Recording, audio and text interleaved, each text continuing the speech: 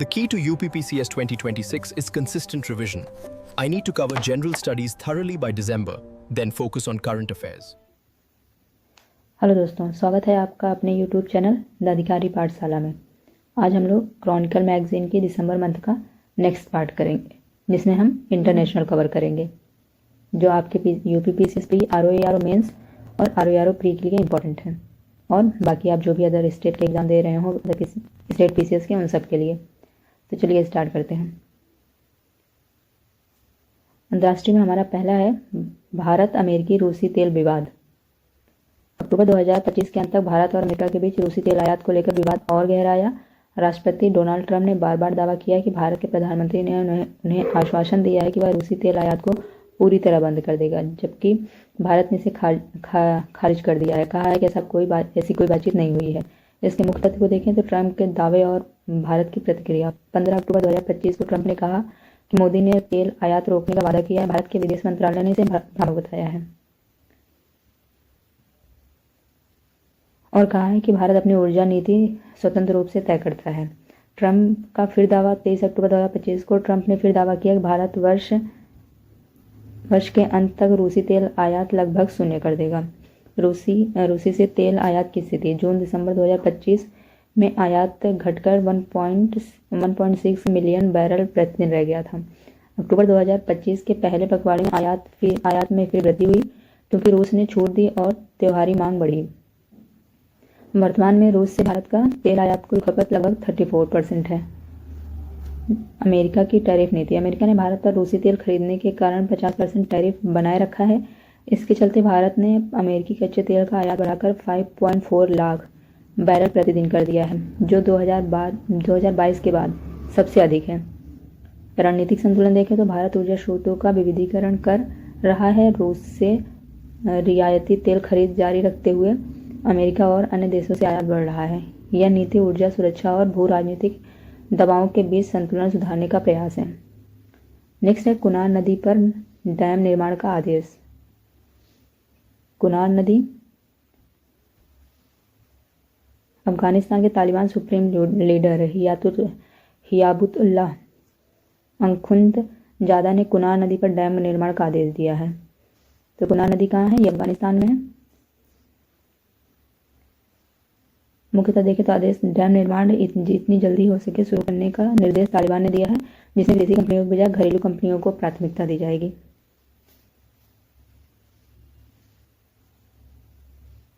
उसके बाद है नदी मार्ग। कुनार नदी पाकिस्तान के चित्राल क्षेत्र में प्रारंभ होकर अफगानिस्तान के कुनार व नंगरहार प्रांतों से होकर गुजरती है और अंततः काबुल नदी में मिलती है। राजनीतिक परिप्रेक्ष्य। यह निर्णय पाकिस्तान के तहरीक तालिबान पाकिस्तान शिविरों पर दक्षिण पश्चिमी एयर स्ट्राइक के बाद तनाव बढ़ने के बीच आया है। क्षेत्रीय प्रभाव देखें तो कुनार पर डैम निर्माण से पाकिस्तान के पंजाब और खैबर पख्तूनख्वा के जल संसाधनों पर असर पड़ेगा, जिससे कृषि और जल प्रबंधन प्रभावित होगा। अंतर्राष्ट्रीय संदर्भ। यह कदम भारत द्वारा पारस्परिक जल समझौता को स्थगित करने के बाद उठाया गया, जिससे क्षेत्रीय जल कूटनीति और तनाव में वृद्धि हुई। नेक्स्ट है वैश्विक तनाव के बीच रूस का परमाणु तैयारियों का अभ्यास। 22 अक्टूबर को रूस ने राष्ट्रपति व्लादिमीर पुतिन के इस निरीक्षण में भूमि, समुद्र, वायु के रणनीतिक मिसाइल प्रक्षेपण सहित व्यापक परमाणु तैयारियों का अभ्यास किया है। इसे एक नियोजित कमांड और नियंत्रण ऑपरेशन बताया गया है, जिसका उद्देश्य देश की परमाणु निरोधक क्षमता की जांच और जवाबदेही सुनिश्चित करना है। मुख्यतः देखें तो मिसाइल लॉन्च। प्लेसेत्स्क कॉस्मोड्रोम से यार्स अंतर्महाद्वीपीय बैलिस्टिक मिसाइल का परीक्षण किया गया है।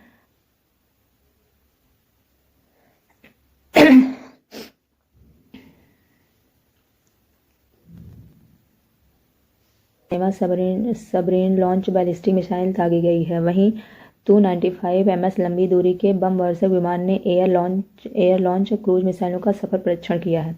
निरीक्षण। पुतिन ने वीडियो कॉन्फ्रेंस के जरिए मास्को अभ्यास का पर्यवेक्षण किया। उद्देश्य है परमाणु हथियारों के उपयोग के लिए आदेश देने की प्रक्रिया का अभ्यास करना एवं देश की कमांड एंड कंट्रोल प्रणाली की दक्षता जांचना। नीति संदर्भ। अभ्यास के दौरान यूएस और रूस के बीच न्यू स्टार्ट संधि फरवरी में समाप्त की संभावित स्थिति का उल्लेख है। रूस ने इसके विस्तार का समर्थन किया है। कूटनीतिक तनाव। पुतिन और पूर्व अमेरिकी राष्ट्रपति डोनाल्ड ट्रंप की शिखर वार्ता स्थगित हो गई है। नाटो ने इस माह स्टेटफास्ट नून परमाणु अभ्यास किया है। स्टेटफास्ट नून परमाणु अभ्यास ये नाटो ने किया है। नेक्स्ट है इजरायली संसद का पश्चिमी तट अधिग्रहण विधेयक को प्राथमिक मंजूरी। 23 अक्टूबर को इजरायली संसद किन्नेस्टक ने पश्चिमी तट पर इजरायल के कानून को लागू करने वाला विधेयक पारित किया है, जिसे विश्व समुदाय व फिलिस्तीनियों के लिए भविष्य की राज्यभूमि के अधिग्रहण के रूप में देखा जा रहा है। यह वोट विधेयक पाने के लिए आवश्यक पारित 4 चरणों में पहला था। मुख्यतः मतदान परिणाम देखें तो अधिग्रहण विधेयक 25 से 24 अंक के सक्रिय अंतर से पारित हुआ। माले अदुमिम बस्ती अधिग्रहण का प्रस्ताव 31 से 9 मंजूर हुआ। राजनीतिक स्थिति। प्रधानमंत्री बेंजामिन नेतन्याहू की पार्टी लिकुड ने विधेयक का समर्थन नहीं किया, लेकिन फौजी गठबंधन की कुछ दक्षिणपंथी पार्टियों ने इसका समर्थन किया है। अमेरिकी दबाव। इस मतदान के दौरान अमेरिकी राष्ट्रपति के दौरे के बीच यह निर्णय आया कि जबकि पूर्व राष्ट्रपति डोनाल्ड ट्रंप ने पश्चिमी तट के अधिग्रहण का विरोध किया। अंतर्राष्ट्रीय कानून। 2024 में संयुक्त राष्ट्र के अंतर्राष्ट्रीय न्यायालय ने इजरायल के इस क्षेत्र पर कब्जे को अवैध ठहराया, जबकि इजरायल ने विवादित क्षेत्र बताया इसे। क्षेत्रीय प्रभाव। खाड़ी देशों खासकर संयुक्त अरब अमीरात ने इसे अधिग्रहण को लाल रेखा बताते हुए चेतावनी दी है, जिससे क्षेत्रीय कूटनीतिक संबंधों में तनाव की आशंका है। नेक्स्ट है ईरान के आतंकी वित्त पोषण विरोधी संधि की पुष्टि। 22 अक्टूबर को ईरान ने आतंकवाद के वित्त पोषण के दमन के लिए संयुक्त राष्ट्र अंतर्राष्ट्रीय सम्मेलन की पुष्टि की है, जो वैश्विक आर्थिक अलगाव को कम करने और वैश्विक बैंकिंग प्रणाली तक पहुंच बढ़ाने की कोशिश के तहत आई है।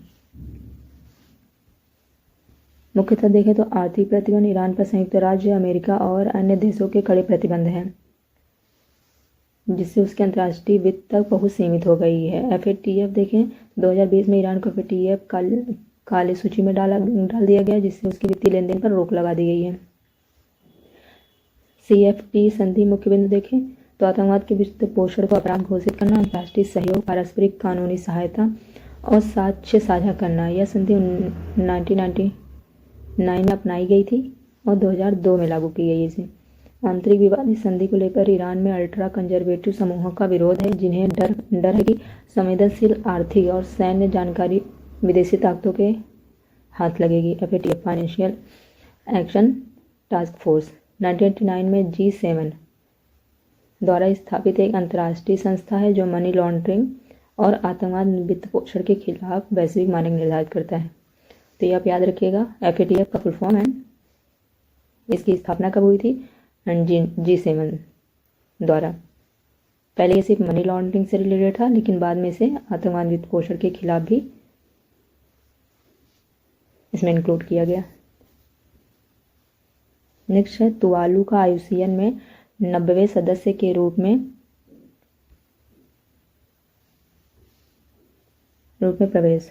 22 अक्टूबर को तुवालू सरकार ने आधिकारिक रूप से अंतर्राष्ट्रीय प्रगति संरक्षण IUCN की सदस्यता ग्रहण की और 90वां सदस्य बन गया। तो IUCN की इसने सदस्यता ग्रहण की और 90वां सदस्य, ये याद रखिएगा। तुवालू 9 एटॉल और निम्न स्तरीय द्वीपों से मिलकर बना है, जिसे केवल 26 किलोमीटर है। भूमि केवल 26 किलोमीटर है। तुवालू जैव विविधता। इसके पास लगभग 9 लाख वर्ग किलोमीटर का विशेष आर्थिक क्षेत्र है। यह क्षेत्र प्रवाल भित्तियों, मत्स्य संसाधनों, प्रवासी समुद्री पक्षियों से समृद्ध है। IUCN की सदस्यता का महत्व। सदस्यता से तुवालू को वैश्विक विशेषज्ञों और साझेदारों के नेटवर्क तक पहुंच मिलेगी। IUCN की स्थापना 1948 में हुई थी। मुख्यालय इसका ग्लैंड स्विट्जरलैंड में है। यह विश्व का सबसे बड़ा पर्यावरणीय नेटवर्क है और रेड लिस्ट और थ्रेटन्ड स्पीसीज प्रकाशित करता है, जो संकटग्रस्त प्रजातियों की स्थिति का वैश्विक आकलन है। स्थापना इसकी 1948 और हेडक्वार्टर इसका ग्लैंड में है, इसे याद रखिएगा। साने ताकाइची जापान की पहली महिला प्रधानमंत्री बनी है। ये पहली है तो इसलिए इम्पोर्टेंट है, और महिला है इसलिए और भी इम्पोर्टेंट है। साने ताकाइची 1993 में स्वतंत्र उम्मीदवार के रूप में जापान की निचली सदन की सीट जीतकर राजनीति में प्रवेश किया। राजनीति में आने से पहले वे टेलीविजन एंकर थीं। कैबिनेट भूमिका उन्होंने पूर्व मुख्यमंत्री शिंजो आबे के मंत्रिमंडल में ओकिनावा और उत्तरी क्षेत्र में मामलों में मंत्री के रूप में कार्य किया। प्रधानमंत्री पद का चुनाव कड़ा मुकाबला था। ऊपरी सदन में उन्हें 125 वोट मिले और बहुमत से केवल एक अधिक थे। जापान की संसद का नाम डाइट है। नेशनल डाइट कहा जाता है, जो द्विसदनीय है। प्रधानमंत्री का चुनाव संसद द्वारा किया जाता है।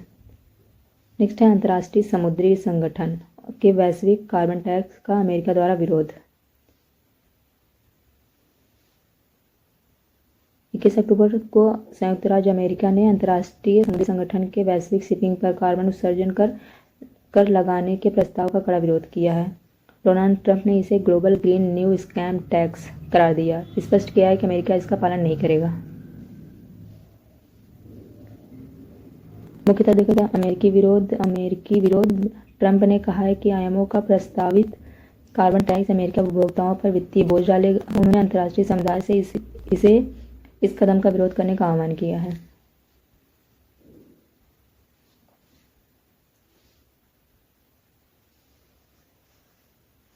संभावित प्रतिशोधात्मक कदम। अमेरिका ने प्रशासन ने संकेत दिया है कि टैक्स का समर्थन करने वाले देशों का वीजा प्रतिबंध, विदेशी जहाजों पर बढ़ी हुई पोर्ट फीस और जलवायु नीतियों का समर्थन करने वाले अधिकारियों पर प्रतिबंध जैसे कदम उठाए जा सकते हैं। कार्बन उत्सर्जन कर। कार्बन टैक्स ईंधनों की कार्बन सामग्री पर लगाए जाने वाला कर है। इसका उद्देश्य कार्बन डाइऑक्साइड उत्सर्जन को कम करना, कार्बन और स्वच्छ ऊर्जा स्रोतों को प्रोत्साहित करना। यह जलवायु परिवर्तन से निपटने की एक मार्केट बेस्ड स्ट्रेटजी है मानी जाती है। आईएमओ की बात करें तो इसकी स्थापना 1948 में हुई थी, जिसका उद्देश्य वैश्विक शिपिंग उद्योग के लिए एक समान, प्रभावी और सुरक्षित नियामक ढांचा तैयार करना है। नेक्स्ट है अफगानिस्तान पाकिस्तान सीमा तनाव पर भारत की कड़ी नज़र। 16 अक्टूबर को भारत के विदेश मंत्रालय ने अफगानिस्तान पाकिस्तान सीमा पर बढ़ते संघर्षों पर गंभीर चिंता जताई है। मुख्यतः संघर्ष की पृष्ठभूमि। विवाद पाकिस्तान द्वारा अफगानिस्तान के अंदर सीमा पर हवाई हमलों से भड़का है। अफगानिस्तान तालिबान का दावा है कि इन हमलों में 12 से अधिक नागरिक मारे गए हैं और कई घायल हुए हैं। पाकिस्तान का तर्क है कि यह हमला अफगान भूमि से संचालित आतंकी हमलों की प्रतिक्रिया था। अस्थायी युद्ध विराम। दोनों देशों ने 15 अक्टूबर 2025 को अस्थायी युद्ध विराम घोषित किया है। भारत का बयान। भारत ने कहा है कि वह स्थिति पर कड़ी निगरानी रखेगा। विदेश मंत्रालय ने इसे 3 बिंदु स्पष्ट किए हैं। पहला, पाकिस्तान अब आतंकवादी समूहों को शरण देता है। सेकंड, अपनी असफलताओं का ठिकरा पड़ोसियों पर फोड़ता है। थर्ड, अफगानिस्तान की आत्मनिर्भरता से नाराज है। भारत अफगानिस्तान के संबंध के बारे में देखें तो अफगानिस्तान विदेश मंत्री अमीर खान मुत्ताकी 9 से 16 अक्टूबर भारत के दौरे पर रहे हैं। भारत ने काबुल में अपनी एम्बेसी को अपग्रेड करने की घोषणा कर दी है। नेक्स्ट है भारत मंगोलिया राजनीतिक साझेदारी। 10 समझौते हुए हैं। नरेंद्र मोदी और मंगोलिया के राष्ट्रपति लुरेल सुख ने नई दिल्ली में बैठकर रणनीतिक साझेदारी के 10वें वर्ष में संबंधों को नए स्तर पर पहुंचाया और 10 समझौते किए हैं। इन 10 समझौतों में मुख्य तथ्य राजनीतिक उद्देश्य संबंधों को अगले दशक के लिए साझा विजन के साथ बहुआयामी साझेदारी में विस्तारित किया गया है। ऊर्जा और इंफ्रास्ट्रक्चर। भारत ने $1.7 बिलियन लाइन ऑफ क्रेडिट से मंगोलिया की पहली ऑयल रिफाइनरी का वित्त पोषण किया है, जो 2028 तक चालू होगी। सुरक्षा एवं रक्षा सहयोग। मंगोलियाई बलों को प्रशिक्षण, सीमा सुरक्षा सहयोग, उलान बतर दूतावास में रक्षा अताशी नियुक्ति की घोषणा। डिजिटल एवं शैक्षणिक साझेदारी। डिजिटल एएमओयू 10 लाख पांडुलिपियों का डिजिटलीकरण। बुधान मठ में संस्कृत शिक्षक की नियुक्ति और नालंदा विश्वविद्यालय में सहयोग। सांस्कृतिक व पर्यटन। निःशुल्क ई वीजा सुविधा। लेह अंकागई सहयोग युवा सांस्कृतिक दूत कार्यक्रम। पृष्ठभूमि बात करें तो 1955 में कूटनीतिक संबंध स्थापित हुए हैं दोनों के बीच। 2015 में रणनीतिक साझेदारी शुरू हुई है। भारत समर्थित ऑयल रिफाइनरी मंगोलिया की सबसे बड़ी विकास परियोजना है। नेक्स्ट है मिस्र में अंतर्राष्ट्रीय शांति सम्मेलन। 13 अक्टूबर को मिस्र के शर्म अल शेख में आयोजित हुई है। डोनाल्ड ट्रंप ने मिस्र और मिस्र के राष्ट्रपति अब्देल फत्ताह अल सीसी ने मिलकर इसे गाजा युद्ध विराम समाप्त करने के ऐतिहासिक समझौते पर हस्ताक्षर किया है। शिखर सम्मेलन का आयोजन सम्मेलन 27 देशों अंतर्राष्ट्रीय संगठनों की भागीदारी के साथ और भारत के विदेश मंत्री जयशंकर इसमें शामिल हुए हैं। उद्देश्य गाजा युद्ध को समाप्त करना, मध्य पूर्व में स्थिरता लाना, ट्रंप का 20 बिंदु शांति योजना के दूसरे चरण को समर्थन देना। वर्तमान स्थिति देखें तो समझौते के परिणाम स्वरूप गाजा युद्ध विराम लागू हो चुका है और बंधक विनिमय संपन्न हुआ, परंतु हमास के निरस्त्रीकरण और गाजा शासन व्यवस्था पर सहमति अभी लंबित है। पहला चरण लागू। नवीनतम स्थिति, इजरायल सैनिकों की गाजा से वापसी, 20 जीवित और 28 मृत बंधकों के अवशेषों की वापसी, लगभग 1900 से 2000 पालेस्टाइनी कैदियों की रिहाई, 5 निकास द्वार खोले गए और मानवीय सहायता पहुंची। प्रत्यक्ष पक्षों की अनुपस्थिति, इजराइल और हमास ने सम्मेलन में भाग नहीं लिया। इजराइल ने गाजा और पालेस्टाइनियन अथॉरिटी की भूमिका पर असहमति जताई। नेक्स्ट है ट्रंप शांति योजना, 20 बिंदु योजना। ये क्या है? यह योजना 2 चरणों में विभाजित है। पहले चरण में युद्ध विराम, बंधक विनिमय और मानवीय सहायता सुनिश्चित की गई है। दूसरे चरण में गाजा का पुनर्निर्माण, हमास का निरस्त्रीकरण और अंतर्राष्ट्रीय बल की तैनाती का प्रावधान। तो ये रहा क्रॉनिकल मैगजीन के दिसंबर मंथ का अंतर्राष्ट्रीय करंट अफेयर। इसका नेक्स्ट वीडियो में आएगा। ये पार्ट 3 था। पार्ट 2 आ चुके हैं, आप जाकर हमारे चैनल पर देख सकते हैं। वीडियो को पूरा देखने के लिए थैंक यू सो मच।